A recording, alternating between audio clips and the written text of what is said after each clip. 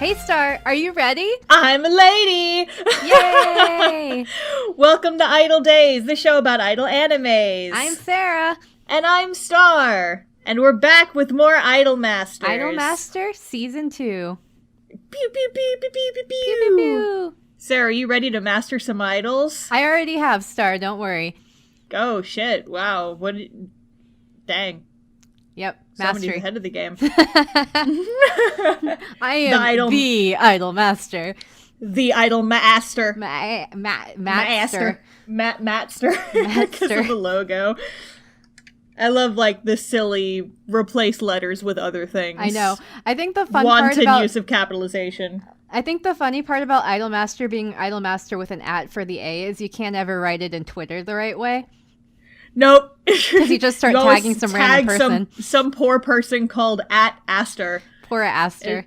Poor Aster. @Ster. Or no, actually it would be poor Stir. Poor Stir. @Stir. That's why I usually just call it IMAS on Twitter. IMAS. Or Idol Master without the @ Idolmass. Idolmas. Idolmas. More idols. More idols. Because, you know, it's Spanish for more, so it's Idolmas. Idolmas. Give me mas idols. Mas idols, please. Onegaishimasu. Onegaishimasu. Brilliant. 10 out of 10. Oh, boy. All right. So, let's get into it. Where we left off, they just had a big old performance. And it went really well despite Murphy wreaking havoc. Yeah. Gosh darn typhoons. But you know what? That concert got a lot of eyes on our girls who are less popular, who are not in the subunit. I know that. I bought a bunch of Miki merch. Did you? Just now. In the 30 minutes between recording the first episode and the second episode, you went on eBay and just bought a lot of Miki merch? Absolutely. I'm a fan. I believe you! See, if this were a TV show, this would be the part where we slowly pan about 4 feet to the right and you get a good look at my 4-shelf tall Idol Master shelf. Idol Master shelf. We don't have to talk about my Idol Master shelf. We'll keep talking about it throughout this show. We won't. There's actually there's a sneaky Asuna from Sword Art Online in there because I got her out of a claw machine, like, on my first try. But so she's A1, so... You know what? Same production company, it works. There's also, like, a stuffed Zenogre, the one that you made me buy. Yeah. Because you were like, Starla, hold this. And I was like, no, once I hold it, I have to buy it. Which is me making her buy it. Sarah's a terrible enabler. She's just the worst. Yep. Making me spend money. Hand people plushies. She just, like, we were out shopping in Akihabara when she came to visit me. And she was just like, here, Star, hold this. And she gives it to me, and I'm like, oh no, it's cute. I gotta buy it now, you monster. Oh no. And then I walked around with the Zenogre for the rest of the day. Now he lives on my idol shelf. Zenogre, top idol. Top idol. Top idol Zenogre. Anyway, Idol Master. So it's a new season, which means we get a new opening song. New intro. Changing in my world. Yeah, so both of the Idol Master opening songs are really good. They sound kind of... All of the songs are good. The opening songs are especially good. It's like just kind of your standard cutesy idol fare, but like they're really, really fun songs, in my opinion. Yes, they are. Do you have a preference? I think I like the first one. I feel like I just like the did. Wait, no, that's Restart. I like yeah. No, I just like I don't know. I just like how twinkly it is. Does that make sense? It's cute. It's all twinkly. I enjoy Change, but I like them both equally, I think. I agree. Yeah. Okay, but yes, so now after the concert, there was the season finale of season 1. Now all the girls are really popular. Everyone's popular. Everyone's popular. So the first bit of season 1, or season 2, we start off and the girls have a photo shoot. They're gonna be on the cover of a magazine. So cool, they're so popular. And you know what happens when you get to take a picture for the cover of a magazine? What happens? you get to wear really stupid outfits. Oh, yes. Absolutely. Sarah, do you want to talk about the fruits? Well, it's just like a lemon kind of thing. Well, no, because like they're all different fruits, they're all different remember? Fruits, right? Yeah, I just remember Azusa was like the lemon. Yeah, so basically all the girls are there and they all have different costumes, and this is one of the few outfits in the show that's not based around an outfit from the video games. So each character their outfits have a different fruit motif. So, like, one character, like, Azusa has a lemon-themed outfit. The twins have, like, one of them has a banana-themed outfit. Iori's a peach, I think. Yeah. I think Chihaya's, like, grapes or something. Oh, yeah. They're all cool fruits. Now listen, cool should be used sparingly super great to describe these outfits. I think that every idol show should have fruit outfits. I agree with you, but we need to spend a few minutes talking about these outfits. They're a lot. Some of them are actually pretty cute. Like, I think Yayoi's is really cute. Yeah, some of them look like actual clothes. Most of them. I would argue that 80% of them are just very bad. Yes, absolutely. Very, very stupid. Straight up looking fruits outfits. Oh, yes. So I think Yayoi and Hibiki's are passable. Yes. As, like, clothes. Clothes with little fruit motify things. Iori's she's a peach. Yeah. And so her skirt is just a peach. Yep. And so it just looks like she's wearing a butt. Oh, yes. And she's also got a butt on her head. Amazing. One of the twins is literally just wearing a banana costume. Because they're like little monkeys. Yeah. Well, so one of the twins is the banana. What's the other one? I forget. I don't remember. God, you know what? I'm going to look it up real fast. Hang on. Idolmaster fruits. I found it. Okay, so, no, Azus is not the lemon. Azus is a grapefruit. Oh. She's something, but she's not a lemon, because one of the other twins, Ami's the lemon. Oh, I remember it was a citrus, so that explains. Yeah, so Makoto's like a pineapple, and she's got a pineapple hat. Of course Azus is a grapefruit. Oh, no, you know what? Miki's is actually my favorite of these costumes.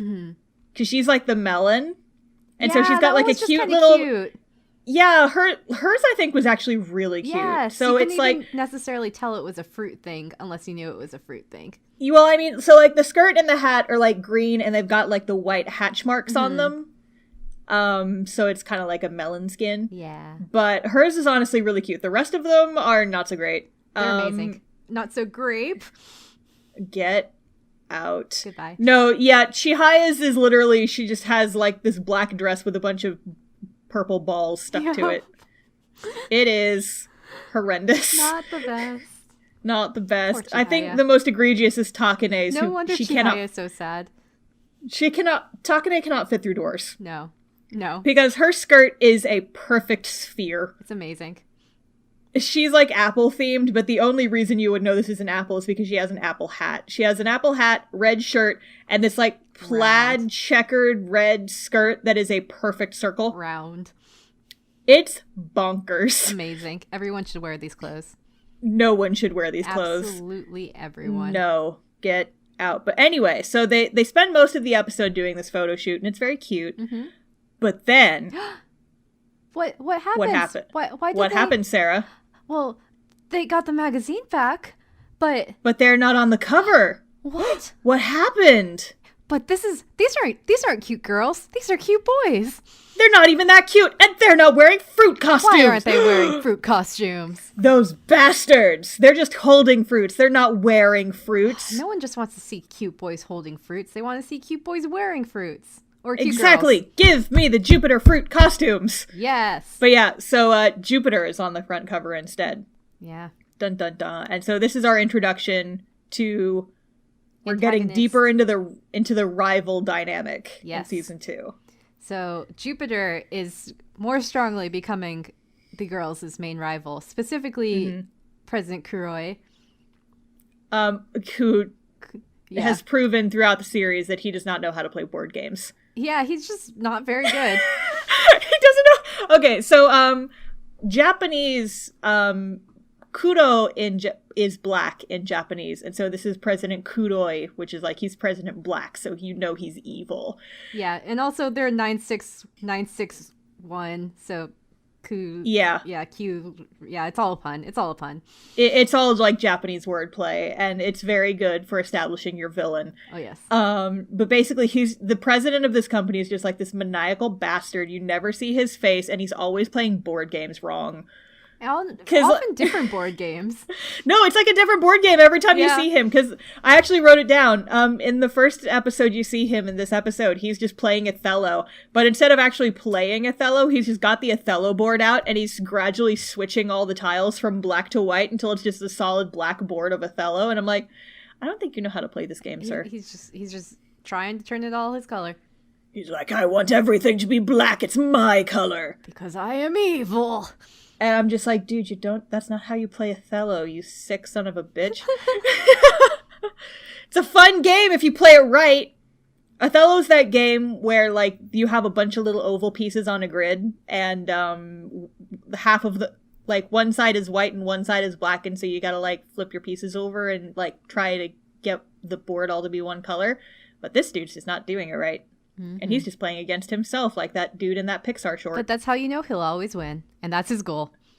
Yep. His goal is to fuck with our main characters. Mm-hmm. And that's basically what he does throughout the entire second season. He's there to be a bastard. Mm-hmm. Yep. It seems like he pretty much blackmailed the magazine company to use his boys, the Jupiter boys, instead of the Namco girls.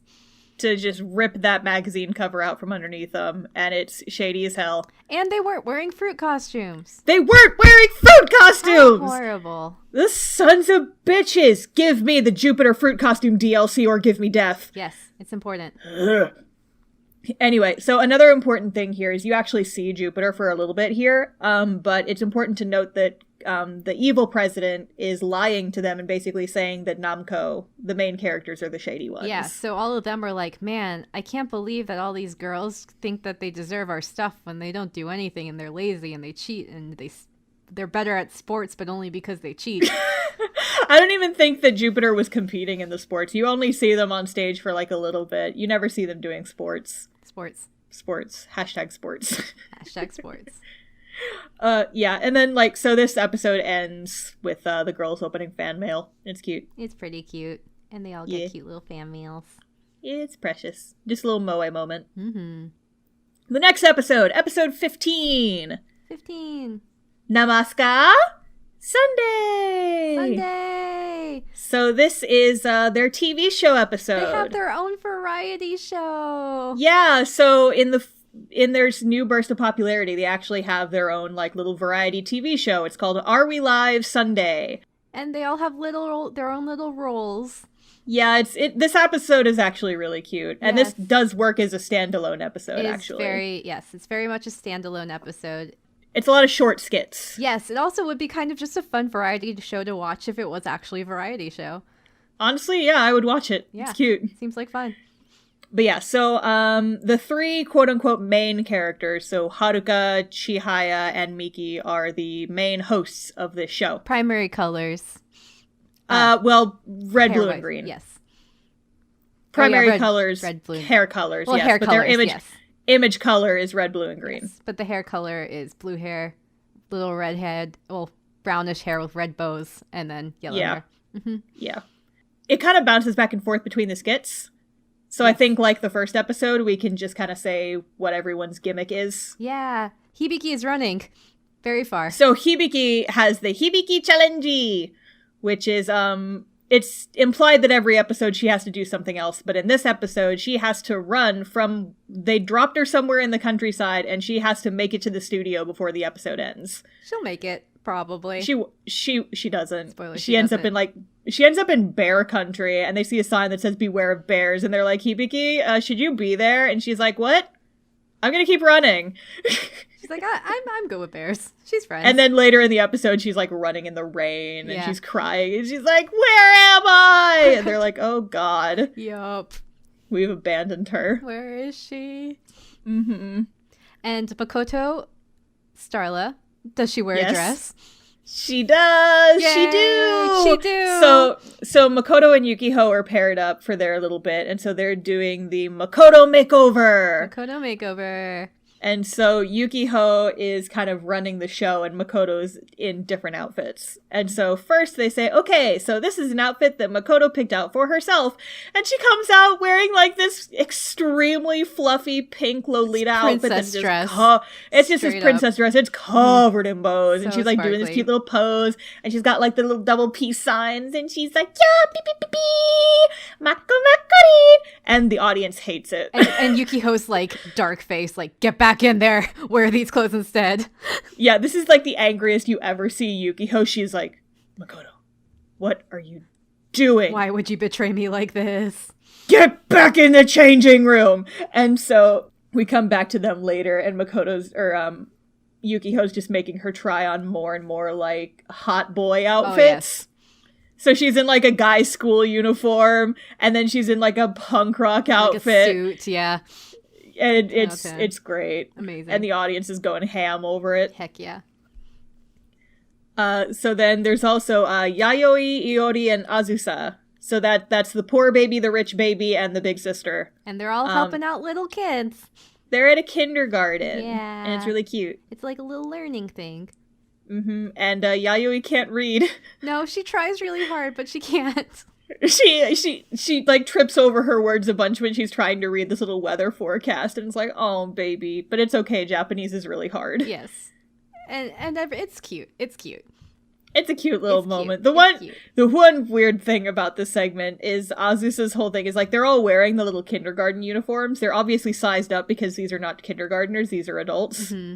Well, Azusa's an adult. The other two are like tweens. But Azusa is like, I think this outfit looks really good on me. And she does a little twirl, and all the dudes in the audience kind of like whistle at her, and it's like, ugh, stop. Yeah. You're gross. Stop. He's like, cease and desist immediately. You don't deserve to be her husband. No, she deserves better better than you. Random people who enjoy kindergartner outfits. Anyway. Ami and Mami. Ami Mami. They have like their own weird Tokyo Sky Tree. Into that's the only Tokyo one I remember. Tower. Tokyo Tower. 2 towers. Yeah, they do two towers. Thank you for the variety, Sarah. But yeah, so Ami and Mami, they're both wearing like yellow jumpsuits, and they're doing this weird comedy routine. Yep. It's hard to describe. I assume it's like charades or something. They're just like striking. It's charades with no guessing because they say what they're doing. They say what they're making. And the audience is just laughing their butts off. Yep. And I'm like, I don't get it. But I'm proud of them. I'm proud of them, but I don't get it. So then later we actually see them doing something else because they actually join Takane on her food segment. Ooh, food segment. Let's eat some ramen. Yeah, so Takane has like Takane Shijo's ramen hour or something dramatic like that. And she eats ramen that goes up to the sky, basically. Yeah, it's ramen. Like it's this bowl of ramen. And it's got like this bean sprout pile that's like taller than she is, and the twins are complaining. It's like, this is too much bean sprouts. Too much, too many. Mm-hmm. But Takane's like, don't complain. Eat your ramen, little children. Eat your ramen. And then I wrote down Haruka gets smacked in the face with a box. That sounds about right. And so there's a point where like the 3 hosts are like, they're sampling ice cream. Yeah. It's like, yeah, these got sent to our studio, so we're going to eat them and tell you how they taste. And Haruka can't get the box open. Yeah. But when she does, the box like pops the lid open and it smacks her in the face. Haruka's clumsy. Yeah, she's clumsy. But apparently this is like based on something that happened with the voice actors. Oh no. So I think you can like find it online if you like look up her seiyu's name. The whole anime roasted her. Yep. Oh no. Yep, it's pretty great. That's and then funny. This is the first, I think this is the first instance of Chihaya laughter, because she kind of like turns away and she's like trying not to laugh super loud. She's trying to hold it in, but she's not. And Miki, meanwhile, is just like completely ignoring what's going on, is just eating ice cream. Oh, yes. It's pretty cute. I enjoyed this bit. It's really cute. Yeah, and then the last thing we see is they show a fake movie trailer. Yeah, is this what the Xenoglossia is, Star? No, we don't talk about Idolmaster Xenoglossia. I hate that we're probably going to have to watch it for this podcast eventually. So actually, in the last episode, I said that this was the first time we've ever seen the Idolmaster girls animated, and that's technically a lie. Technically a lie. Technically a double lie, because there has been an Idolmaster. There was an OVA, like a short one little episode animation thing back with like the first generation of games, and it's just a plot centered around the main three. But there's also Idolmaster Xenoglossia, which is the mech anime that just came out of nowhere and uses Idolmaster characters, but it's not an idol show. Nope. It's like the robots are called idols, and they changed like half the characters' personalities. Yep. And the art style's not great. Not great. And it... we don't talk about Xenoglossia. We'll talk about it in the future, though. I don't want to talk about it, though. What if we just don't? What if we just don't? What if we just don't? What if we take the end of this episode, which has mechs, and just say that that's Xenoglossia because I enjoyed this so much more than actually watching Xenoglossia? But yeah, so there's like a fake movie trailer where all of the characters are characters in a like giant fighting robot movie. And the robots are shaped after some of the girls. Like there's an Azusa robot and a Chihaya robot. I'm just impressed that they all got cast in their own movie with all this crazy special effects. Like, girls are doing good. Yeah. It's like, dang, they've been idols for what, like 4 months? They done good. It's a sport. And they're already in a movie. It's like they proved that they're chops at sports. And now they can be idols. Or is this just going to be your excuse to call Idolmaster a sports anime? Maybe it'll be my excuse to call Uma Musume an idol anime. We'll get to that later. That's for another episode, Horse Girl anime. Technically idol adjacent, but you know. But yeah, it's a pretty fun little bit, the robots. And it's also fun because you do get a little bit of almost like a different genre as far as animation and style goes. Pretty fun. Yeah. Okay, correct me if I'm wrong, I can't remember exactly, but isn't Yukiho one of the robots in her thingy? She's got a big drill. And I think she's the evil one, yeah. Yeah, she's one of the evil ones. Which is great. A lot of people are like, Yukiho's the whole thing is digging holes, and there's like definitely a Gurren Lagann reference or two thrown in there. Absolutely amazing. Brilliant. It's like, she's got a drill. I love it. But yeah, so then that's the little TV episode. This is really just like, it's kind of just cutesy filler stuff, but it's really cute. And by this point, if you've watched this long, you've gotta like the characters, at least one of them. And so this is like this is just like, not in the sexy way, but this is a fan service episode. Oh, yes. It's like, it's giving you some fun stuff for the girls to do now that they are established idols. I'm so proud of them. They're good beans. But yeah, so next episode 16. Subterfuge, again. President Kuroi is evil. Yes. I was like, wait, what are you talking about? And then I remembered, yes, this. Hibiki gets straight up kidnapped. So this is the Hibiki episode. Yes. And so the plot of this episode is that Hibiki is having a fight with her dog. Yes. By extension, all of her pets, but it's mostly focused on her fight with her dog. As in, they argued with each other. Like, they're in the office, and what breed of dog would you say this is? She's like a big St. Bernard or something, right? Yeah, like a St. Bernard. Yeah, she's just like this big freaking dog with like this droopy face. I forget the dog's name. But yeah, I don't know. She gives all of her animals silly names. It's kind of cute. It was like Inui or something. Inumi, that's what it is. That's it. Which is like, Inu is dog. Yes. So it's like dog me. Dog me. I don't know how she spells it, but you know. But yeah, so she's like sitting in the office and the dog's sitting on the couch and she's across the like couch from the dog and she's fighting with the dog and she's like, screw you, and the dog's like, boof. And everyone else is like, oh, Hibiki's having a fight with her dog. That's normal. Dog. Yep. And they understood each other. This is something that we've just grown to accept. You know.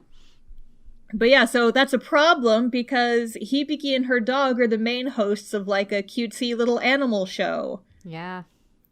So she goes there and she gets another dog instead, but that other dog just there's no spark, there's no connection.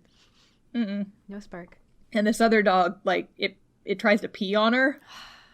No respect. She, like, goes up and starts petting this dog, and the dog's just, like, lifts leg. She's like, come on. He's like, don't be like that, new dog. Nah. And who else is there, Star? Good question. Who else is there? Jupiter.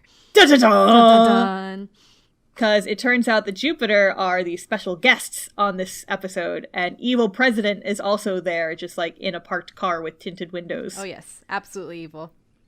And so you find out that he is actively fucking with the production of the show. He pretty much blackmails one of the assistants to kidnap Hibiki and leave her somewhere in the middle of nowhere in the forest. Yeah. To kill her? Yeah, it's absolutely wild. So I guess they like have to move locations, and this one dude like pulls Hibiki aside and says, "Hey, the producer wanted he wanted me to take you there separately."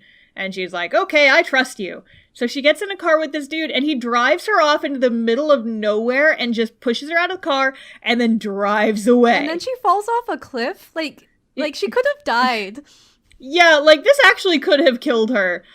And like back at the film shoot, they're just like, well, we gotta film something today, and no one's worried that Hibiki has been straight up kidnapped and disappeared. And meanwhile, Jupiter, they don't know that their president's such a jerkwad, so they're just like, this girl isn't even showing up for her own show. Namco is horrible. It's a bad work ethic. Namco Pro is just a bad company.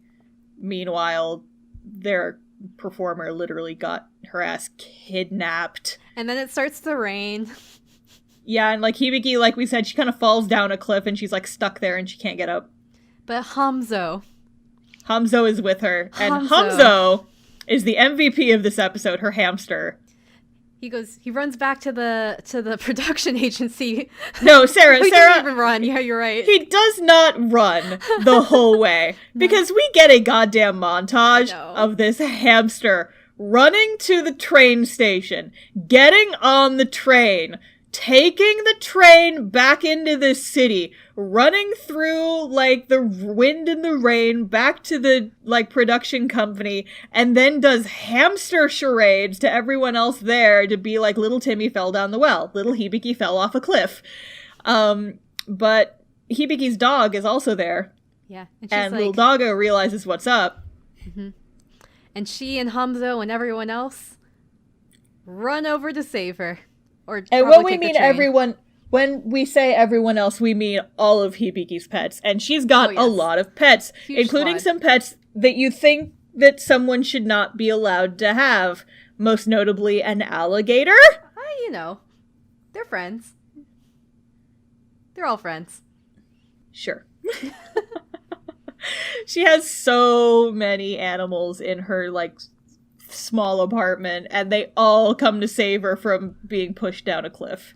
And meanwhile, Hibiki has a moment, and she realizes is like, well, their fight was about like the dog food that Hibiki was feeding the animals, and you find out that Hibiki used to just like make all their food, like hand make it, but now that she's she's a important idol, she's got a big job, she doesn't have time anymore, and so everyone's mad that they're just getting kibbles. And that's what the fight was about. Mm-hmm. And so her pets come to rescue her, they make up, and they make it back to the photo shoot. And so the plot was, if Hibiki disappears, then Jupiter's going to take over as the main host for this episode, and possibly the rest of the program. But just in time, Hibiki shows up again, and they basically just told Jupiter to go home. And also, you definitely get a little glimpse of producers stepping in and being like, hey, I know you're up to something. Bitch baby. You're a bitch baby. Yeah, because, like, producer goes up to the evil president's car and was like, you're a bastard, man. That's not what he says, but that's the implication. Yes. And then I forget, I don't think it's in this episode, but later he like confronts Jupiter about it. He's like, why do you hate us so much? Don't you know what your president's done to us? He threw Hibiki off a cliff once. And Jupiter's like, he did what? And then I'm also like, why didn't you call the police? Why didn't you call the police? She was gone for several hours, it's implied. She was actually kidnapped. She was legit kidnapped, and just no one except producer seems to care that she's just gone. And also, Hibiki doesn't mention the fact that she was just kidnapped. She's just she doesn't! She just shows back up! And she's like, hey, I'm back! And everyone's like, oh, yay, now we can continue our shoot. And she literally doesn't say, this dude drove me out into the middle of nowhere, forced me out of his car, and then left me there. She's but not it's like, just hey, fine. There's a kidnapper at the loose. Maybe we should take care of that. Yeah, it's just, we gotta end the episode. We can't have drama that continues past another episode, focusing on Hibiki. No. Because she's not one of the main characters. No, because you know who Starla's main character is. I wasn't gonna segue like that, but since you've done it, then I will do it. Next episode is Best Girl episode. It's a Makoto episode. I'm gonna take a sip of water. Do it. Because I'm thirsty for Best Girl. Thirsty for Best Girl. Okay. So the next episode is Makoto's episode. And so, like we said earlier, Makoto's whole thing is that she is very tomboyish. She's the prince character, but she wants to be the princess, not the prince. Mm-hmm. But she's, like, in a bookstore, like, looking through shoujo magazines, and there's, like, magazine racks with pictures of her on the covers of the magazines, and there's like some high school age girls who are like looking at her pictures and screaming, and then there's also like some middle-aged moms type character who are like looking through and cooing over her pictures, and Makoto's like, oh geez, oh no, everyone likes me. Oh no, all the girls love me. What a problem. Don't you hate it when all the girls have a crush on you? Girls can't love girls. Girls can't love girls. I rewatched Madoka recently. That line is just as ridiculous as you remember that it is. Amazing. But yeah, so, oh, wait, hang on. I need to scroll down to my notes document. I was still looking at the Hibiki episode. But yeah, so, Makoto, one of her jobs today is she has a TV shoot. It's like an hour with the prince or something. And so you would anticipate that they have a lot of male, like, celebrities on this show. And so Makoto is there. She's like, they say that she's the first girl they've ever had at the show. But Jupiter is also there. Jupiter's like, why is she even here? Yep. And so they're basically, I wrote in my notes that they accuse Namco of being scummy. Producer says, no, you. Evil president is also there being a bitch potato. Like a bitch potato. He's a bitch potato because he's there. He's just so rude. And you find out why he hates this company later, but he's a bitch potato. I know, but he doesn't even have to because Jupiter's doing good. Yeah, Jupiter's doing good. Don't punch down. Yeah. Punch up. Jupiter is strong. They don't need any help. It's like, they don't need you. We're a completely different demographic. Yeah. Except you're for Makoto's idols fans. And we're idols. Like, geez. Completely but yeah, different. So Makoto's in a bad mood after that. And so producer takes her to an arcade, and you find out that she's really bad at video games. Yeah. And so they talk a little bit, and you find out that Makoto's whole thing is that her dad, I guess he really wanted a son, and he kind of raised her like a boy, and that's why she's so boyish. She's like, I just want to be treated like a girl. I just want to be treated like a girl. I want to be a princess. Hey, producer! Take me on a date! Treat me like a princess! And so the rest of the episode is Makoto dragging producer around, like, doing various date-ish activities. They don't really call it a date, but it's just like, you're gonna treat me like a girl for the whole day. I'm wearing a skirt. I'm gonna go buy a skirt. So she goes to a clothing store, buys a skirt, and, like, it's not a cute skirt. And the rest of her outfit is very boyish.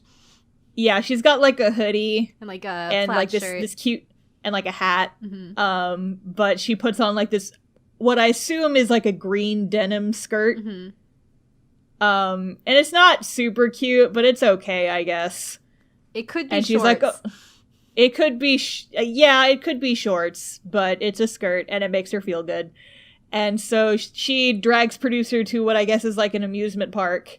And they're like, there's like this cute little montage of them like riding roller coasters and doing stuff and eating snacks, and they go through a haunted house. It's cute.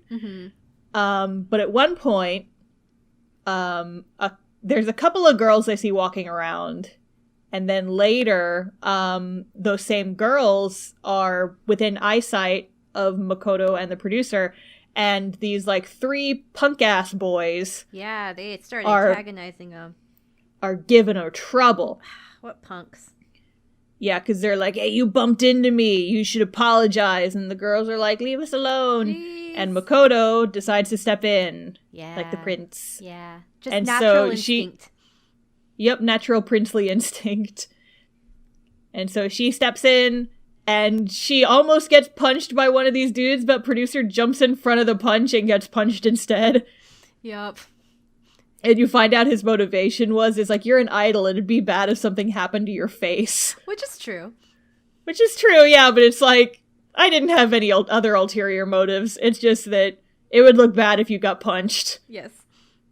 But also, the girls recognize Makoto, and then a whole bunch of other girls recognize Makoto, like, in the middle of this scuffle, and the girl power, they all gang up and chase the dudes off screen. So Makoto and producer are not the ones who ultimately chase off the dudes. It's the hordes of fangirls.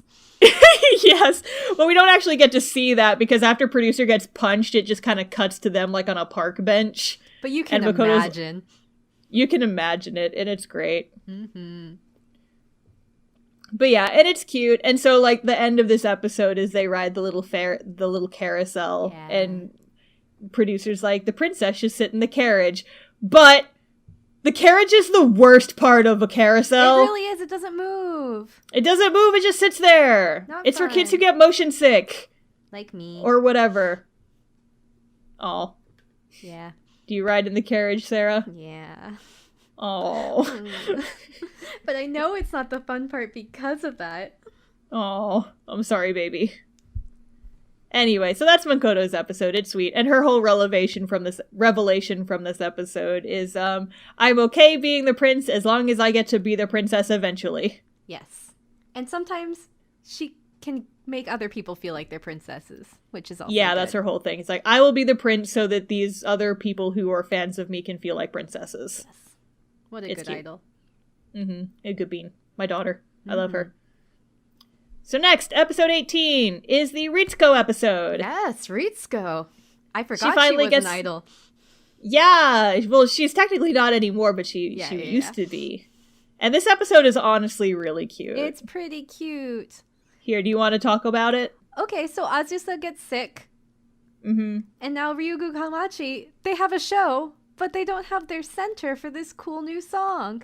Uh-oh. Uh-oh. If only there was somebody who could fill in for Azusa, who knows everything about Ryugu Komachi and has experience being an idol. But Ritsuko's like, why are you looking at me? Please stop looking at me. I've done this before. I'm done now. But they're like, nope, Ritsuko, be an idol with us just for this one show. Because, like, Azusa gets the mumps or something, like some crazy sickness. Yeah, she's like, oh, I have a really high fever. And you're like, please be okay. Yeah. And her, like, face is all swollen. And it's like, God damn, child. Oh, but there's actually, like, a cool bit of character development in this for Miki. Right. She gets offered the spot to be the substitute, but she ends up saying no to it. Yes. Because she's like, it'd be better if Ritsuko did it. And it's like, wow, character development. Yes, Miki's self-sacrificing. And I think that also kind of is the thing that propels Ritsuko to eventually take the role in the final stage show. Mm-hmm. And it's very sweet. You also find out somewhere during the episode that Ritsuko actually got a little piece of fan mail from someone who followed her since her idol days and now supports her as a producer. Mm-hmm. Yeah, so she gets a fan letter that has a photo in it of, like, her very first concert and, like, a little mini live. Yeah. And, so you find out that she still has, like, a functioning fan club. It's not a lot of people, but it's, like, a handful of people. And the person who sent her this letter is, like, the head of the fan club. So his name is, like, Little Green Pepper or something. Because her image color is green. Yeah, Ritsuko's the green one. And it's very cute. And so they're practicing and she's very nervous. Mm-hmm. But they decide to have her go on as the special guest and do a solo as the opening act for the show. And she's nervous as shit. And you can, like... I know. This is actually a cool scene because, like, it's animated and you can also hear it in her voice. that, like, she's so nervous. And she's monologuing, too, but you can, like... Okay, we should talk about what happens in the scene. So the concert happens, and Ritsuko's on stage, and she's doing her solo, and it's one of her character songs. And it's actually... A lot of people... The song is divisive, but I like it. I think it's all cute. It's very cute. It's all cute. But yeah, so she's performing up there by herself, and the audience doesn't know what to do. Because they're like, and who's so this girl? They're not really into it. But then from the back of the crowd... In the back of the crowd, you see, like, this big group of people with green glow sticks. It's, like, Ritsuko's color. It's her fan club. They showed up for this show. And they're just wooging to the song because they know the song. And then you see slowly, like, the audience turns solid green for her color. And she's, like...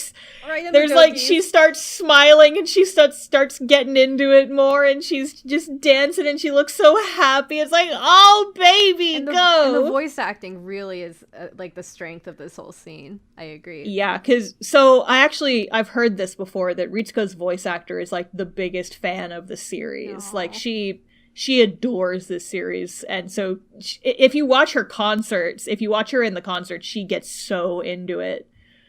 Like, there's a video from a concert where she performed this same song, and everybody gets so into it, and she's running around on stage, and she's getting super into it, and it's like, oh, she's not my favorite character, but I love her so much. Her voice actor just does such an amazing job, especially in this episode. Yeah, she's really great. It's so cute. I love her. So good. But yeah, so that's Ritsuko's episode. It's very sweet. I love it. Sweet.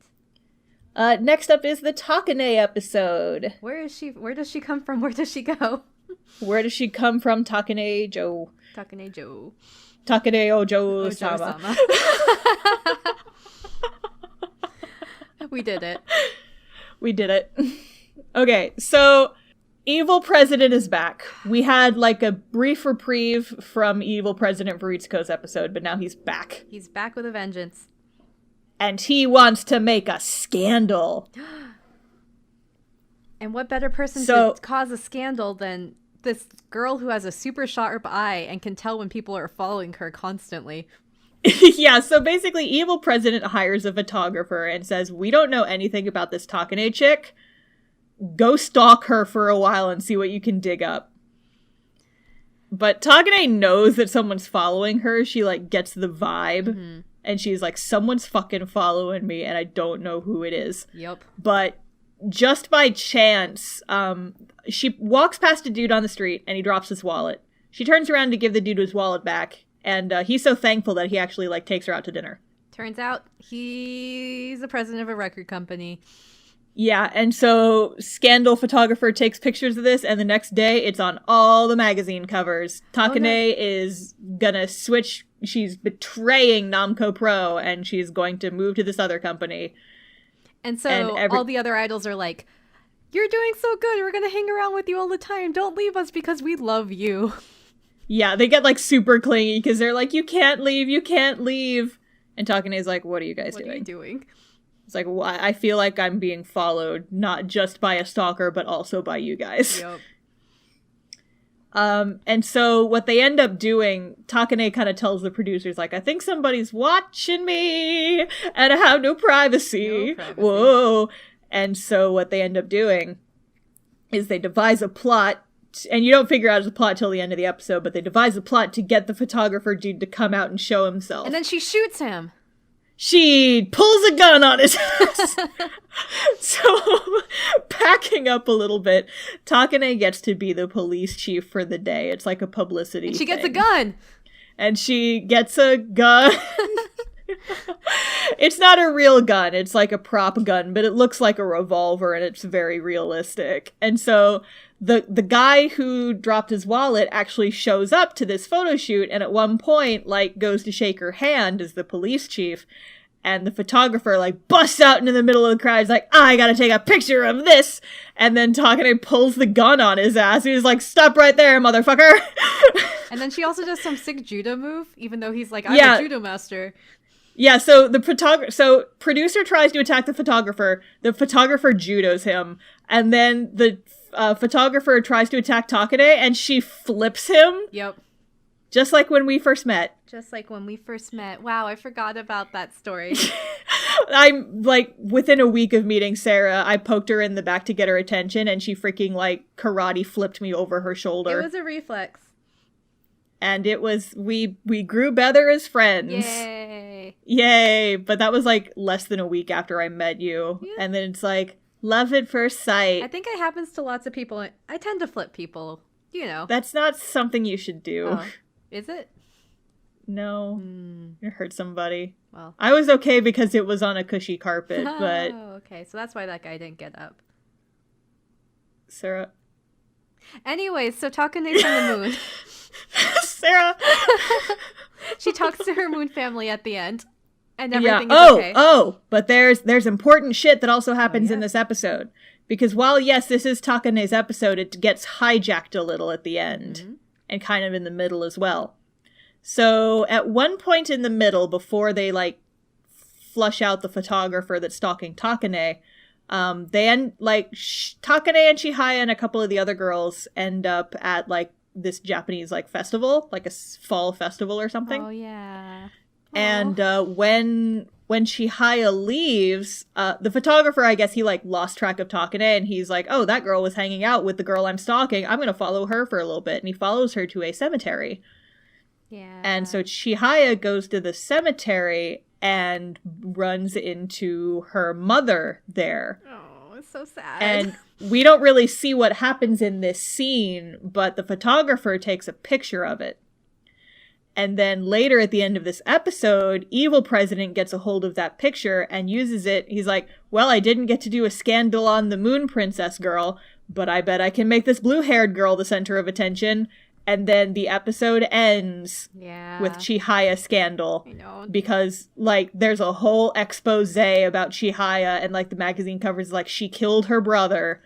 And now we go into the sad episodes. Yeah, but so the ending of this episode, the cliffhanger, is that she's so whacked out by this, she loses her voice and she can't sing anymore. Like, she can still talk, but whenever she tries to sing, she chokes. And Chihaya is the one earlier on where she's like, all I want to do is to become an idol so I can sing. Yeah, Chihaya is the one who's like, I just want to sing. I just want to sing. I just want to sing. And now we're gonna find out why. Because it's sad backstory time. Yes. Yay. And sad yays. And the next few episodes are kind of Chihaya arc. A little bit. Yeah, she has like the 2.5 episode arc that starts at the end of Takane's episode. She kind of hijacks it. Yes. And then goes on. But yeah, so the beginning of the episode is kind of Haruka reading the magazine. And so you get like this narration over kind of some vague memory shots of that we've seen like sprinkled into previous episodes. So you know Chihaya's got something sad she's hiding, but this is the episode where you finally figure out what it is. You find out that Chihaya witnessed her younger brother's death when she was like 8 years old.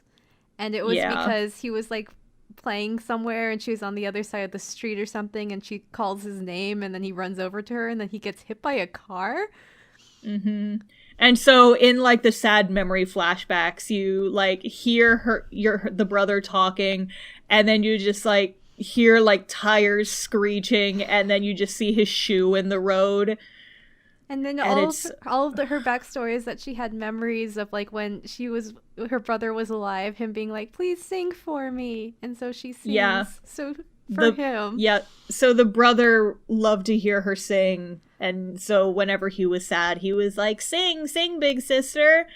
And so she sings to help remember him. But now that she's the center of attention and everyone... Oh, so one of the things the magazine says is like, she didn't do anything to stop the accident or help afterwards. But she was 8. She was a baby. She was a baby. She was a small bab. But yeah, so now it's the center of this huge expose in this magazine, and everybody's talking about it. Yeah, the worst part of her life is broadcast everywhere. And she's super upset over this, obviously. Yeah. And she can't sing. Yeah, she can't sing right now because she's like, they take her to the doctor and the doctor says is like, there's nothing wrong with her physically. This is all psychological. She needs to, there's nothing I can do to help her. we get a short scene with Jupiter. Yes. And they, like, do the dramatic slam the magazine down on the table. Is like, is this your idea of a joke? Is like, this is how you accomplish your evil schemes. And Kudoy is like, well, so what if it is? He's like, shut the fuck up. You're the idols. Do what I tell you to do. You're just my pawns. And he's like playing another board game badly in this scene. Every time we see him, he's playing a different board game and playing it awfully. That's why he keeps switching board games, is because he can't figure them out. Yeah, he just like doesn't have the instruction manuals for any of them. I would like to see him just getting more and more like complex board games. Like he ends up with like Betrayal on the House on the Hill or something. Oh my god, he's just like just covering it with chess pieces. Yeah. He's like, this is how you win. It's a big game full of, a big game full of Risk, but it's just or Clue. And he's just got like a paintbrush. He's like just like slowly blacking out the entire board. Oh my god. But yeah, so Jupiter is now starting to catch on to his shady shit. That's the point of that scene. Yes. So Chihaya ultimately decides, is like, if I can't sing anymore, I shouldn't be an idol anymore. And so she basically holes herself up in her house. Which she lives alone in her own little apartment? Yeah, so you find out in an early episode, I think it's like the cooking episode, she lives by herself in this little apartment because her parents are divorced, and it's implied that they got divorced because of this family drama around her brother's death. Which she blames herself for. She blames herself for incredibly, yeah. And so, like, there's no decorations in this apartment. Most of her stuff is still in moving boxes. She doesn't cook. She just eats stuff from the convenience store. And she's just, like, holed up in her house sad for, like, several days. And, like, producers trying to call her, everyone's trying to call her, she's just not taking phone calls. And Haruka shows up at her house, tries to cheer her up, and it doesn't go so great. Yeah, Haruka's like, stop meddling with my life. Or Chihaya is. Chihaya is like, stop meddling. Yeah, so Haruka's sad, she goes back to the office, and Chihaya's mom is actually there. And Chihaya's mom gives her this little picture, or I guess it was a sketchbook. Yeah, it was the brother's sketchbook. Little brother's sketchbook. And she's like, give this to Chihaya. Yeah. And so what the other girls end up doing is all the other girls at the agency end up writing a song. Oh, gosh. I'm gonna cry. God. So we mentioned in the last episode that there's a couple of episodes that make you cry. This is one. It's this one. God, like, I've seen this episode so many times. I've rewatched this anime several times. This episode still gets me. So basically the idea is that all the girls work together to write this new song for Chihaya. And Haruka also has a little moment where she's like, am I meddling to try to make Chihaya feel better? And the producer's like, no, this is why we like you, Haruka, is because you try to help everyone out. It's very sweet. But yeah, so Chihaya goes back again Haruka goes back again to Chihaya's house. And Chihaya tries to shoo her off again, but Haruka's like, no, I'm staying. We wrote you this song.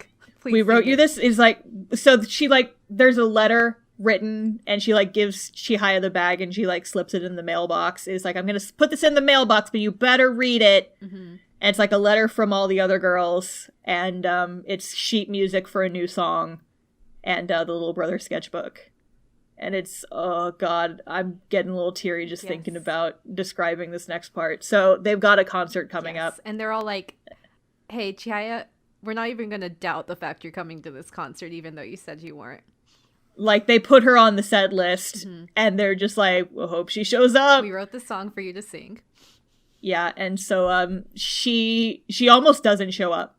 They're like, the concert's about to start, and she's not there yet. But then, like, they're getting psyched, they're getting ready for it, and then she, like, runs into the concert backstage, like, just panting and breathing hard, and she's like, did I make it? And they all hug her, and it's sweet. And then it's time for her to sing. And so she goes on stage, and everyone's in the audience is like, oh shit, Chihaya's here. Is she actually going to be able to sing? She's been absent from everything for a couple weeks, it was implied. And so the piano, it's like this sad piano song. And Chihaya opens her mouth to sing. And then she remembers her brother. And she chokes on the stage in front of hundreds of people, and she can't do it. the song keeps playing, and she's like, I knew I couldn't do it. I knew this wasn't gonna work. But then Haruka runs out. She runs onto the stage, and she starts singing the song. Oh no, I'm getting teary just thinking about it. Fuck, these idols making me cry. And then basically everyone one by one starts singing the lines.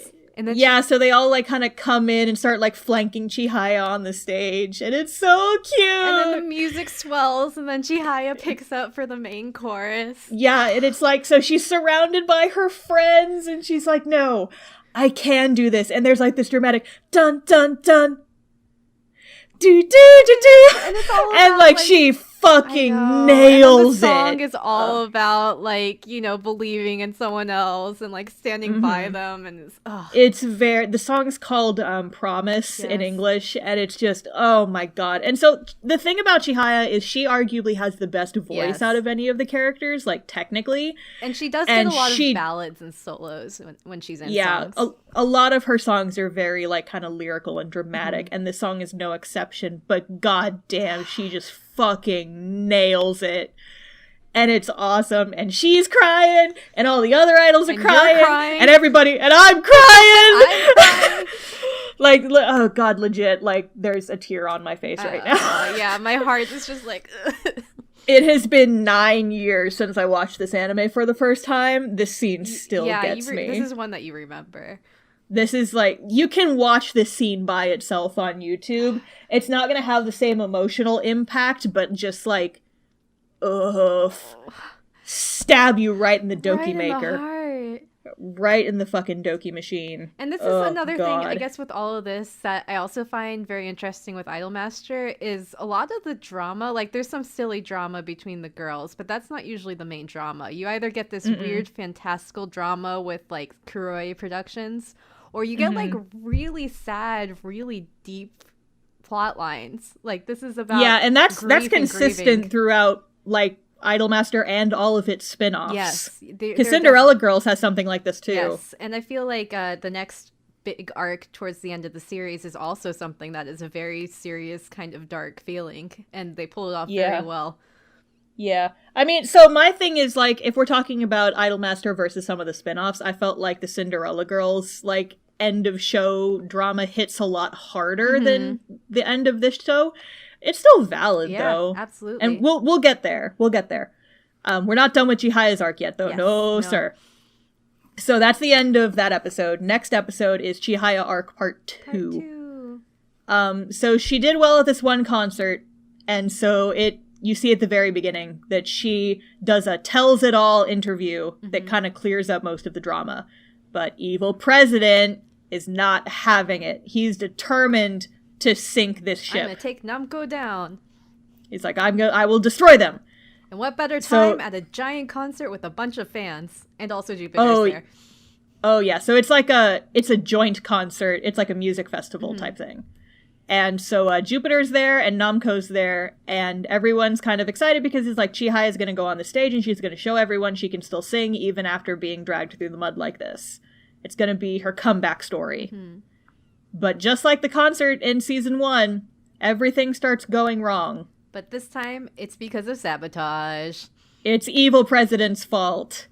So the first thing that happens is that it's implied this is all through blackmail, but their hair and makeup people just don't show up.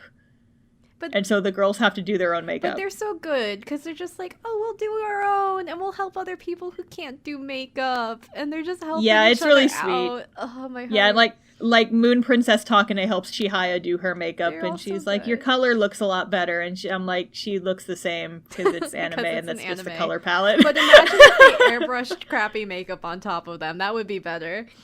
Oh my god. But yeah, so then it turns out, like, so one of the tech guys comes to their little tent and is like, yeah, your guys' music is fucked. And he's being extremely wishy-washy about it, is like kind of humming and hawing. Like, you can tell he doesn't want to go into it because, like, he's being blackmailed by the evil president to make their stuff not work. And producer's like, I'll come with you. And he's like, oh, well, it's probably not gonna do anything. I guess you could try, but I don't know. And producer's like, I'm going with you. Yeah, so producer runs off to go help with that. And everybody else starts thinking, what can we do without music? Let's just do some, like, cool MC. We'll do skits from our TV show. Yeah, but Chihaya is a fucking badass. She's like, I'm gonna go sing a cappella. I'm singing even if we don't have music. I came here to do one thing, and that's sing. Yeah, and so she does, and it's fucking amazing. She does so good. You get, like... So this song is a very technically difficult song. It's like there's a lot of up and downs in it, and you can hear it in this song because she's singing a cappella for the first part, and it's like, god damn, she's got a good voice. But the cool part is they're watching this, the tech people are watching this, and the tech guy who is being blackmailed just kind of goes, what am I doing? We're bringing in her music when the second chorus comes up. And then they do!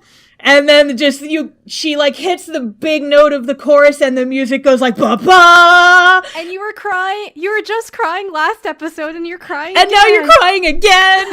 And it's dramatic and the audience loses their shit and it's amazing. And evil president also loses his shit, but it's because he's a bastard man. He's a butthole. And Jupiter actually figures out that he was the one fucking with their performance. And they get so mad that they quit. They quit. There and dun, then. Dun, dun, What happened to Jupiter quits. We'll see next time. Well, we'll see when we decide. Yeah, we'll see. We'll see when we... You see them at the end of the show for a little bit. They get like a little bit part. But you find more out inside them.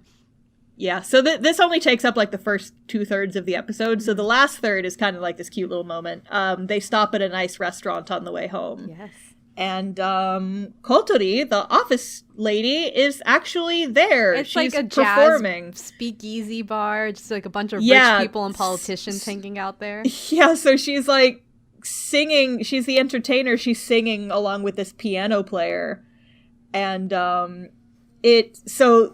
evil president is also there. And the president of Namco's company is the one who takes them to this restaurant. And so the two presidents end up sitting next to each other and talking it out. And you found this out in a previous episode, but you get some more information out of them in this, that they used to be partners. They used to be idol managers, but they had a fight about what the best way to manage their idols was, and they split up over that. And it is heavily implied that Kotori, the office assistant, was the idol that they were managing together. So it's like a really sweet little moment, and you kind of are like, okay, I think we're done with evil president now, because he's lost Jupiter. We're done with his bullshit now. And he's just hanging out at this bar with all these other people. With all these other drunk bastards. And the Namco president brought all of these young girls into this bar. But hey, you get to watch Kotori sing, so it's good. Mm-hmm. And then, so like we mentioned that every episode has a different ending song. So this episode's ending is a song by Kotori. She actually has a couple of little image songs, and I actually really like this song. Cute. It's cute.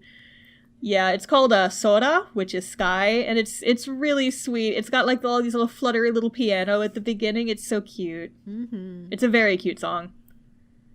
But yeah, so the next episode is the Christmas episode. I hope everyone gets to be together for Christmas. They do. They do. Spoilers, they do. Okay, for real, there's not a lot happening in this episode. It's just Haruka wants to have a party, but everyone's busy. But then through the power of friendship, they're able to get together for a Christmas party at the end of the episode. And producer being really good. Because he just kind of manages their schedules like crazy and is like, hey, we'll do this. Is like, you want to have a party? We'll have a party. Let's do it. I will do anything for my girls. Yep. But this is our one lighthearted sandwich episode between the drama breads. Yes. So we had our Chihaya drama, and then that wrapped up. We had the Christmas episode, but now we get into more drama because the series is almost over. And I would say this episode does kind of imply that girls are really busy now. So all of them, life has changed. Yeah, the Christmas episode does. Christmas episode does. Life has changed from season 1. Mm-hmm. And like it's been like 6 months for them. Mm-hmm. They're because all they start in the summer and it's now like Christmas and New Year's. Mm-hmm. And they're all on billboards. They're in commercials. They're working like crazy.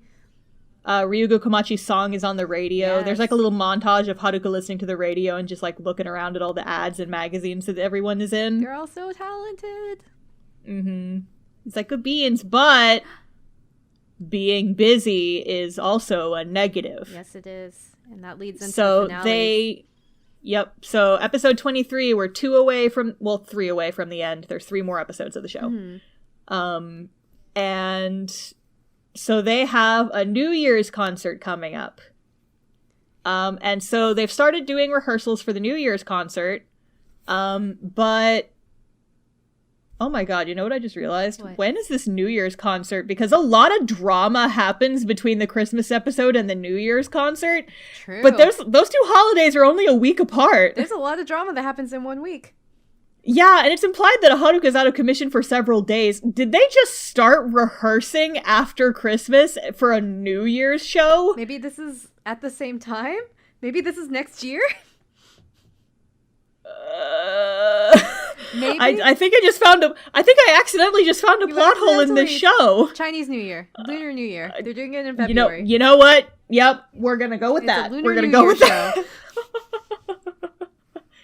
We're gonna ignore the fact that I'm pretty sure on like a magazine or an ad or something it says it's on like actual New Year's. Oops. But we'll just pretend that it's Lunar New Year. Plus Christmas episode. Didn't they say that Hibiki and somebody else, like Makoto, had something to do on New Year's that they like were doing rehearsals for? No, they were doing it on Christmas Eve, maybe. Anyway, so plot holes aside, accidental plot hole discovery aside. 1 year later, no time has passed. But so they've got a concert coming up, but everyone's so busy, they're having trouble making it to rehearsals. So, like, Haruka shows up to rehearsal and only, like, 2 or 3 people are there. And she's trying really hard to 12. Make every single rehearsal. So she's, like, rehearsing for other things early in the morning so she can make it for Namco rehearsal later. She's calling everyone. But then hardly anyone shows up for Namco rehearsal. Or sometimes it gets canceled. Yeah, and it's just like she keeps trying her hardest, but she can't get everyone to come together. And it makes her really sad. She just gets really depressed. And to the point where she kind of has like a mental break. Yeah, Haruka. Which is tough too because she's always the character throughout the series who's the happy person who cheers people up. And then when she's sad, you're like, oh no. Oh no. Oh no. Yeah, it's like you made the happy one cry. Now shit's real. Now it's real. Yup. So Haruka and Miki are competing for the lead role in this new musical. Mm-hmm. And it's weird because they're both cast in the musical, but how well they do at rehearsals is going to decide who's the main character and who's the side character. Doesn't seem efficient, but sure. Not really. It's like you'd think you'd figure that out before rehearsals start. Mm-hmm. But anyway, so they're... and then I have a note in here. Are these kids still going to school? Because, like, they're showing, like, even the babies who should be in, like, middle and high school are just at jobs, like, 24/7. They're probably living that child star life. Something, yeah. Doing work and homeschooling. That's what the famous people do, right? Yeah, you see, like, some of the characters in their school uniforms in previous episodes, but by this point in the show, it implies that they're just not going to school anymore. They probably are being homeschooled. Maybe by producer. You're gonna think about it, yeah. Anyway, so they're doing rehearsals for this musical, and Miki is doing very well. So she seems like she's gonna be the one to take the lead in this show. And at some point, Haruka kind of, like, is sitting with her, and they're talking, and she's like, let's both do our best. And Miki's like, no, I want to win. Yeah, she's like, I'm doing this because I want to be good. Is like, I want to be the lead in this musical, so I'm going to try and do it, and I don't think it's fair of you to say that we should both do our best. Yeah. And it's like, damn, Miki! Shit! Yeah. But anyway, so Haruka's just, like, real depressed over this. Mm-hmm. And she feels like her world's kind of fallen apart. Yes. Everything that was normal for her is gone. And then the cherry on top of the depression sundae is that she's talking to the producer, and she's trying to convince the producers, like, no, I'm fine. It's okay, I'm fine. And she, like, kind of gets up and wanders onto the stage, and she's just like trying to back up away from the producer as he's walking towards her, trying to get her to like tell him what's wrong. And she falls in the trap door, but well, she almost falls in the trap door, but she's like stuck there, kind of like half stumbling into this trap door for a couple seconds. Producer has just enough time to get to her, grab her wrist, throw her out of the trap hole, but ends up falling in himself. And the episode ends with him in the hospital. Yeah, so Haruka hits the ground, and then you just hear this boom! And then you hear stuff about the surgery going well, and that his head should be okay, and you're like, did he crack his skull? Yeah, so basically, like, the ending of this episode, it's a cliffhanger on producer got sent to the emergency room, and they had to do emergency surgery. In bad shape. And this is a dark turn for a cute idol show. Right? Like, it's like, you almost killed your producer. You almost killed your producer. You don't see your friends anymore. And the people you thought were your friends are your rivals now. Yeah. And so, like, this episode ends on, like, the end credits, like, picture slideshow is just fucking sadness. Yeah. So then episode 24 starts. This is the second to last episode. Haruka and is it's depressed. Kind of a weird one. This is the Haruka episode. Yes. So she blames herself for what happened to the producer. She's already depressed because her friends are drifting apart, and she's like, the concert's gonna go poorly if we can't all get together to practice. And you find out also that she got the lead role. Oh yeah, she uses her depression powers to act super good, and then she ends up getting the lead role instead of Miki. Yes. Which, on the one hand, good for you, but on the other, oh no. Oh no. Because, like, her dialogue in the play is kind of reminiscent of her inner dialogue during this whole part. And she's like, we used to be together, but now those days are gone. What happened to us? Yes. And it's like, oh baby. Haruka. She's sad. She's sad. A sad bean. But yeah, and so she ends up talking to Ritsuko, asking to take time off of work, and Ritsuko's like, that's not very responsible, you can't do that, and Miki kind of says the same thing, but then Haruka's like, she just kind of has like this mental breakdown, and it's not like a crying, screaming breakdown, but she's kind of smiling, but she looks miserable, like, and she just starts crying, and she's like, what? She's just dead inside, and she just starts crying, Haruka. And she's like, what? He's like, I don't know what's going on. And so they let her take some time off. Which, again, she's always the happy one. And so when the happy one's fucked up, you know that shit's bad. Yeah, this is like Cinderella Girls, too. Ugh. Yeah, we'll get to Cinderella Girls. That's a whole other kettle of fish. Oof. Like, that, Cinderella Girls isn't one of the Idolmaster spin-offs that actually did get its own anime. And there's a similar arc at the end of that one, but personally, that one hits way harder for me. Idolmaster's just good at pulling those feels out, just in general. It just punch. Just punch. But yeah, like, this one's a little bit weaker for me, because if you look at the bare bones of it, it's just girl is sad that she can't hang out with her friends. Sure. But it still hurts, and, like, you feel that, you know? Anyway, so during her kind of depression spiral, she ends up going out of her house. Yeah. And she bumps into Jupiter. She does. Hello. And they're like, what are you doing around here? And she's like, what are you doing here? And they're like, we have a show at this tiny place, but we're at least better off because we're not with nasty jerk asshole. Yeah, so they have signed on with a new company, and so the new company doesn't really have money for them to do new, big shows, so they're just doing little shows in the park now. Yeah. But something he said to Haruka was something along the lines of, wow, you must really have it easy if you're getting so much fame, but you have time to take time off, or something like that. And she's like, well, goodbye. He's like, well, bye. Yeah. Good luck with your thing, I guess. But then she ends up in a park, and there's a bunch of little kids. Okay, so this scene is cute, but it's also very strange. It's really kind of weird, but it's also cute. It's extremely metaphorical, or at least you hope it's metaphorical, because otherwise she does kidnap a child. That's true. She just brings her with her.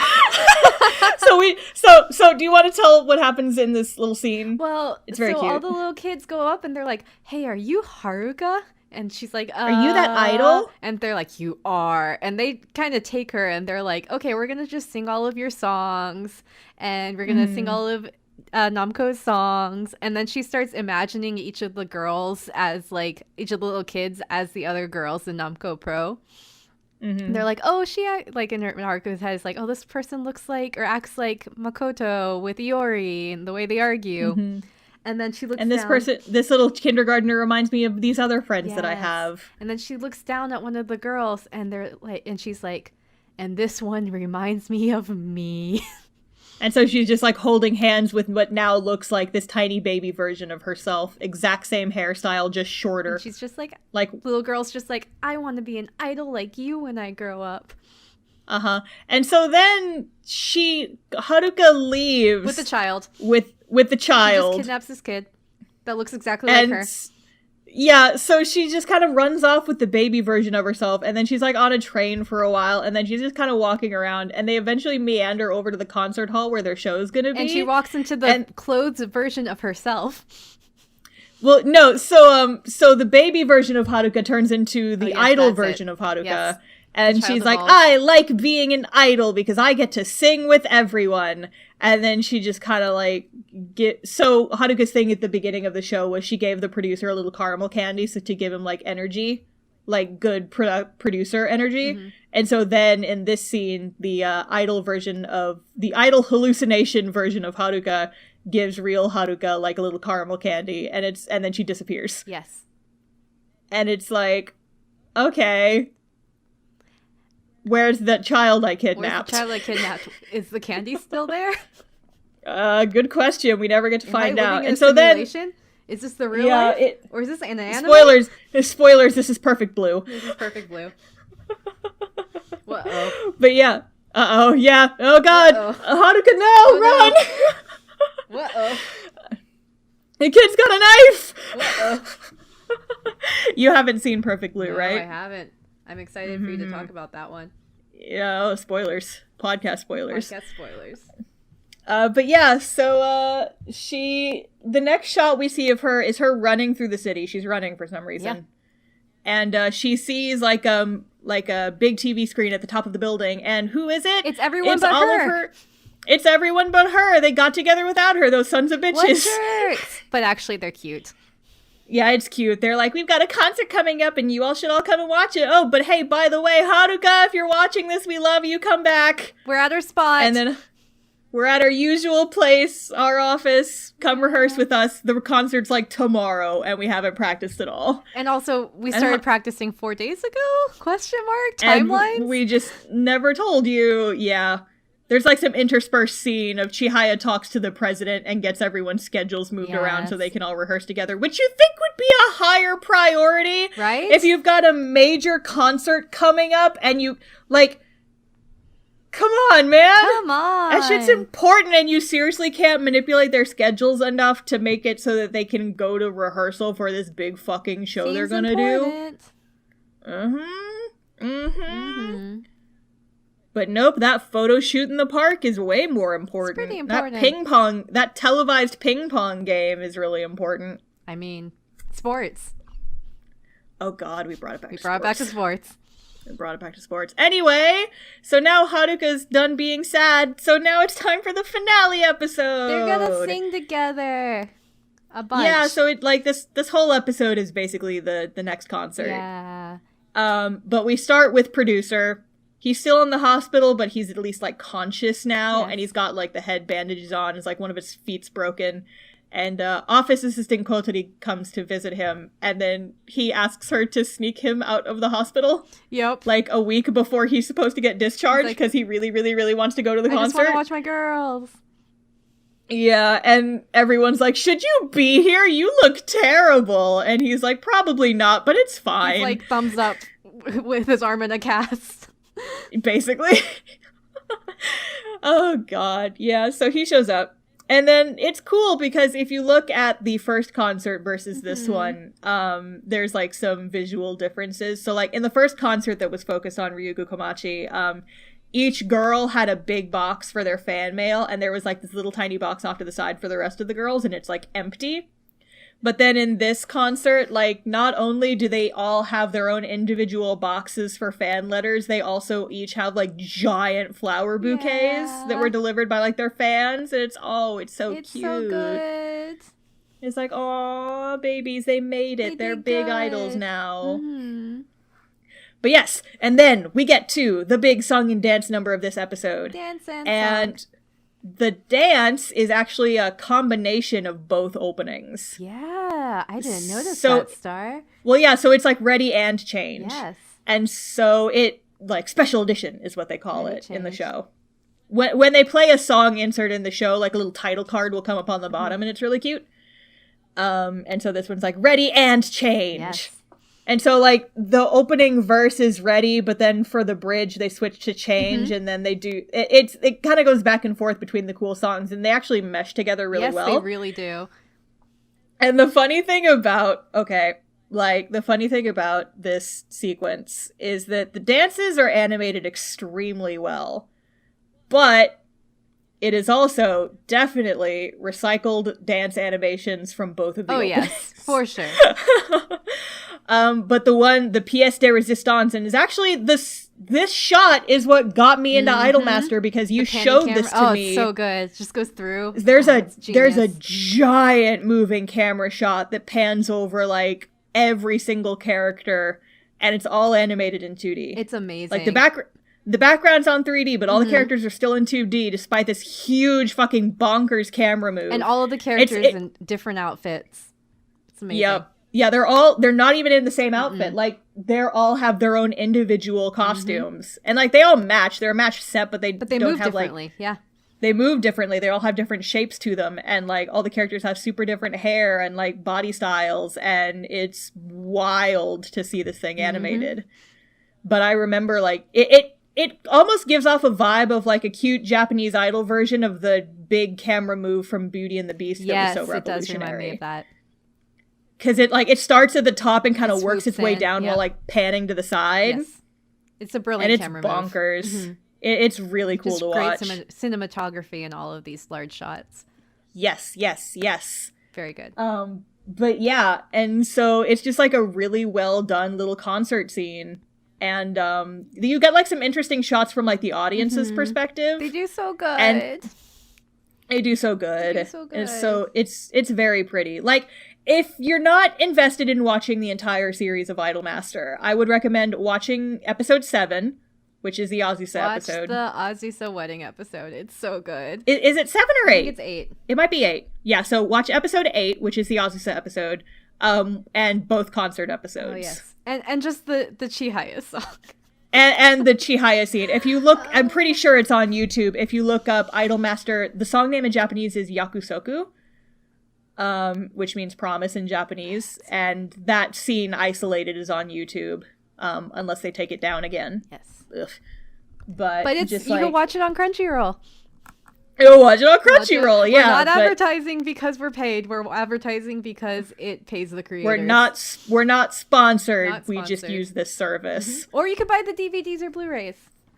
Oh, those are so expensive, though. I know, they're really expensive. Japanese DVDs are, like, redonkulous expensive. Oof. But yeah. And then, so they actually have 2 songs, but only the first song is really choreographed. The second song is a new song, and they actually changed the name of the song between the anime and the game. Oh. Spill the tea, Star. Which is interesting. So, in the anime, they call it however near, however far, or something like that.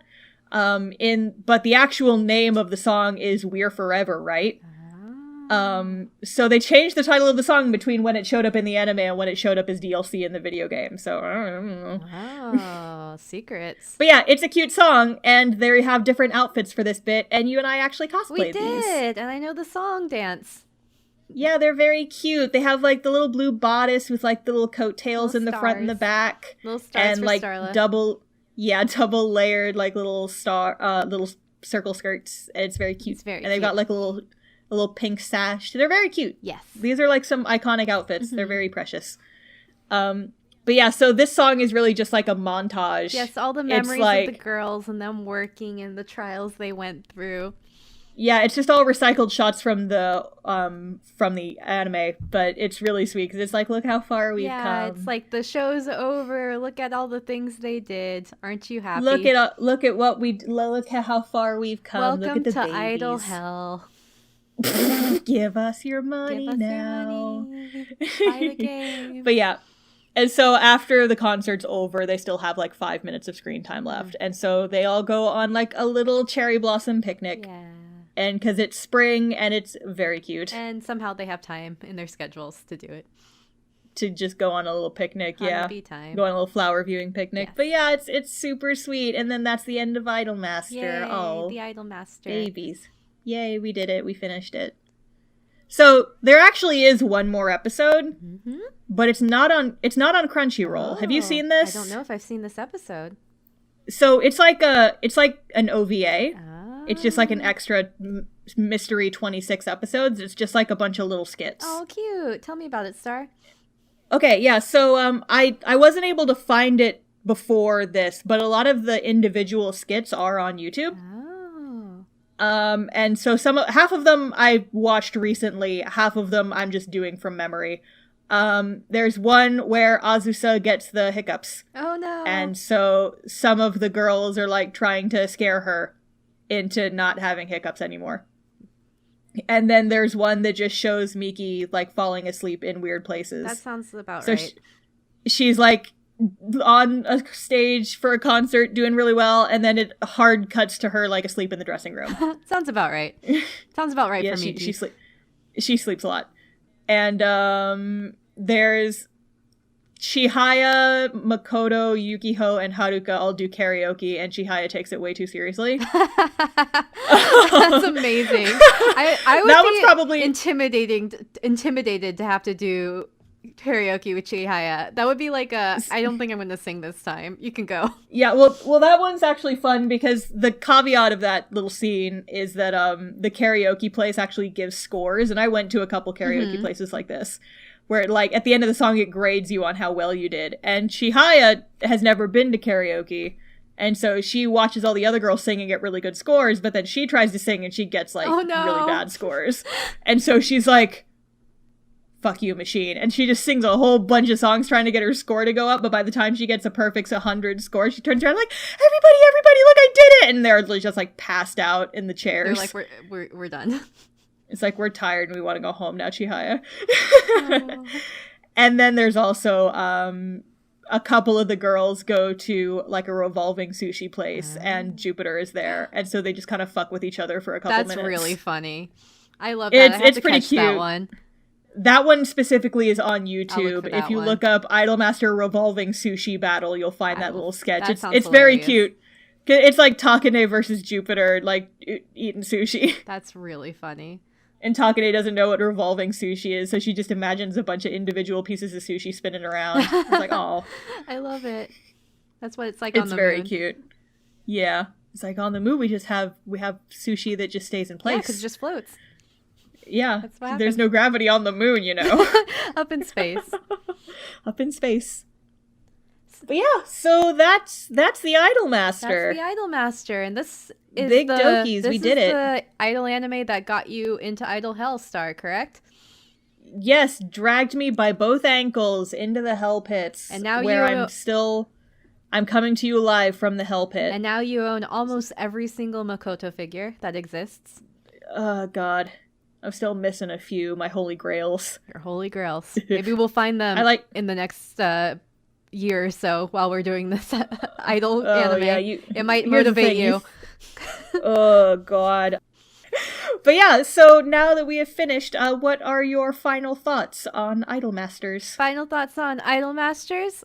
I loved it initially, but again, I am a big cute girls doing cute things fan.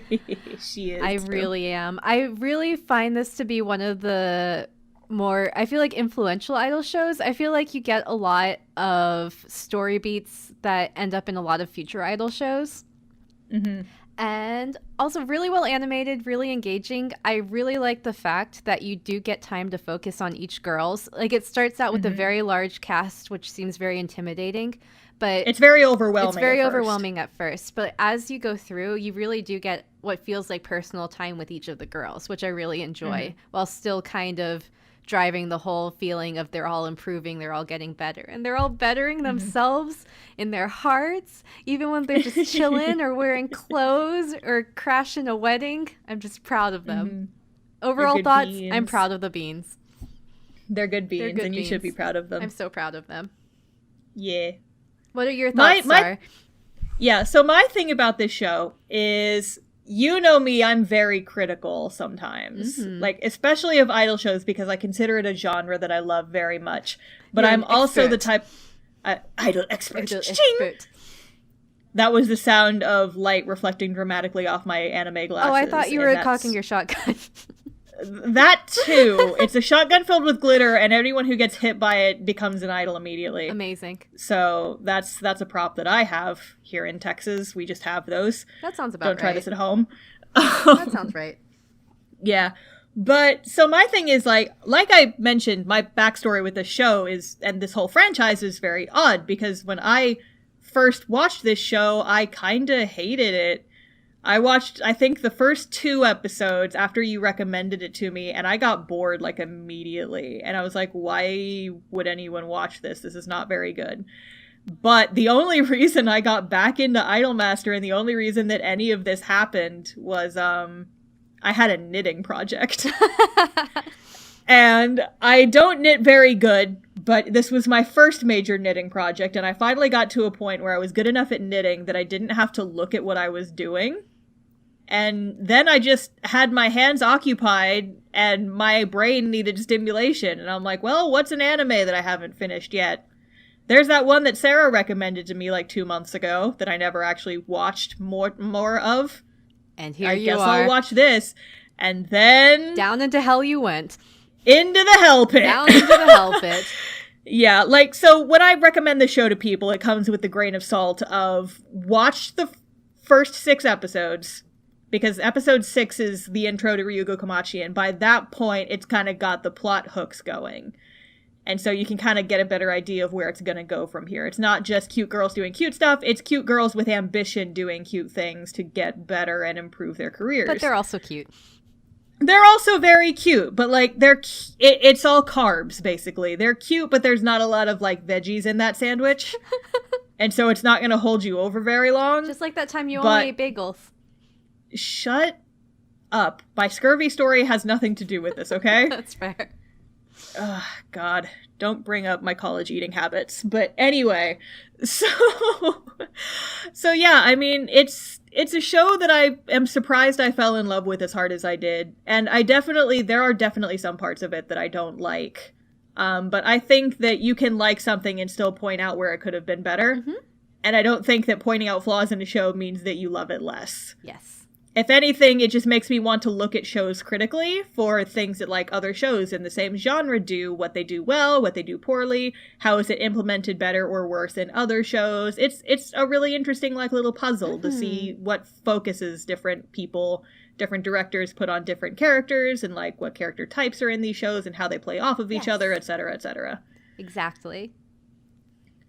I talked for a long time and hardly brought up idols at all just now, but point is, I like idol shows because I like cute girls in cute outfits singing cute songs, and this show has a lot of that. Heck yeah. And we like good animation and pretty art. We do. Mm-hmm. We do like that. So one thing with the art style is at certain angles it does look like their eyes are floating off the side of their faces a little sometimes. Bit. It gets a little liquidy occasionally, but overall I do really enjoy this art style. They don't fuck around with, like, putting weird gradients on everything. Mm-hmm. It's, like, very sharp cell shading, and it looks really good. Yes. I like it. Very stylish. I have so many posters in my bedroom. I am aware. I had to do a video chat into work the other day, and there was not a single spot in my bedroom that I could sit where you did not see Idolmaster posters in the background. It's bad. Amazing. It's, so I told everyone at the start of the conversation, I'm like, yeah, there's not a single spot in my room where I can sit and you won't see cute anime girls on the wall, so we're just gonna have to deal with this. And they were like, okay, that's fair. There you go. Now they know. They know your dark secrets. They know my dark secrets. But yeah, so that's Idolmaster. Yay! I think it's a very fun show. I think it was a good intro to our new idol anime podcast. It's our intro into idol hell. It's our intro into idol hell, and it's also an idol show that I think more people should watch. Yes. If you like idol anime, I would highly recommend this one. Watch it. Because, like, we just went through blow by blow of what happens in each episode, but there's still a lot of, like, really cute gags and, like, sweet character moments that we didn't really touch on. And also, if, like us, you remember watching it back in 2011, but you haven't seen it since, you should pick it up and watch it again. It's a really quick watch. It. Yeah, because they have a movie now. Oh, yes. We need to watch the movie at some point, because I've only seen it once. The movie has my best girl in it. Only a little bit. Only a little bit, but, you know. Yeah, you thought 13 idols was a lot. How about, like, how many are there now? Like 18? What? There's so many. How many, like, new girls do they add in the movie? Well, there's 3 sets of 13. Oh, in the movie, yes, like 8. I thought you were talking about Million Life. Yeah, so you thought the cast was already bloated. Ho, ho, ho, you haven't seen nothing yet. But yeah, that's Idol Master. All right, friends. So, just general podcast housekeeping talk, I think. Yes. So, at the time of recording this, we have not figured out our update schedule for these. I think we should try to aim for, like, at least one episode a month. Yeah. And also, so I'm probably going to be posting these, like, I'll post update announcements on Twitter until we kind of get our footing. Heck yeah. And wherever you're watching or listening to this now, we will probably continue to update there, so just keep your eyes on this page for the next episode. Keep your eyes looking close. Listen to that podcast with your eyes closed. But yeah, so I know what show I want to do next. Mm-hmm. So I think next we're going to take on individual series, and we will, like, Sarah's going to watch a show and tell me about it, and then I'm going to watch a show and I'm going to tell her about it, and then maybe we will come back together and watch a show together after that. Yes. But I've already decided on my next show, and I've actually already watched it and taken notes. Oh, I see, Star. I'm ahead of the game because I was bored last night. I'm so excited. You mentioned, do you want to hint at what your next show is going to be? Have you decided yet? I don't know yet. Ooh. I know. So it'll be a surprise for both of us. Seems like there's a chance that I might be going next. Haha. Well, my next thing, I think I've told you which one I want to do next, but my hint is, it's an older piece of media, and it's actually not a show, it's a movie. Ooh. Wonder what it's gonna be. Ooh, spooky. So yeah, that's your hint. We will see you guys next time. See you next live. Oh god, is that gonna be our sign out? That'd be great. You know what? Yeah, let's keep it. I like it. Okay, we've been Lady. Say no. See you next live. All right, we'll see you guys next time. Thanks for listening. Bye. Bye.